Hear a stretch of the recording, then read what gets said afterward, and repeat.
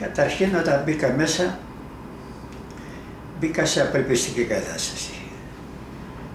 Είχα απελπιστεί ότι δεν θα βγω.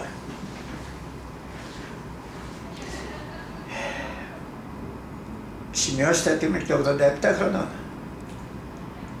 και δεν έχω κακιά ζωή, αλλά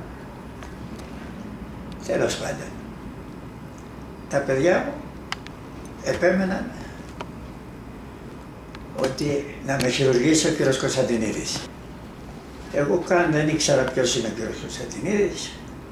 Μου είπαν σχετικά, μου είπαν ότι είχε χειρουργήσει και την κόρη μου πριν μερικά χρόνια για άλλη δουλειά, για άλλη ιστορία, τέλος πάντων.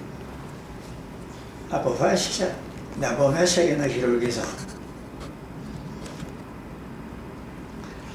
Μπορώ να πω ότι έγινε τέτοια δουλειά.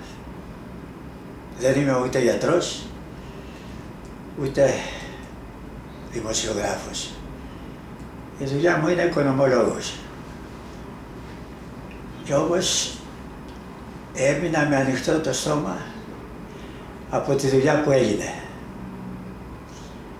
Από την, πώς να πω, μέχρι σήμερα είναι 10-11 μέρες που έχω χειρουργηθεί.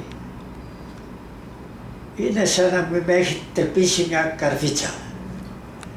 Ούτε το κατάλαβα, ούτε το αισθάνθηκα. Φυσικά δεν είμαι γιατρός να κρίνω, αλλά μου είπανε ότι αυτή είναι μια νέα μέθοδος που δεν χρησιμοποιείται ευρέως και πρώτη φορά θα χρησιμοποιηθεί σε υπερήλικα σαν και εμένα. Το αποφάσισα, μπήκα στο χειρουργείο, βγήκα παλικάρι. Χρωστάω πολλά στον κύριο Κωνσταντινίδη, χρωστάω πολλά στο ίδρυμα αυτό και δεν θα το ξεχάσω στο υπόλοιπο της ζωής μου. Ευχαριστώ.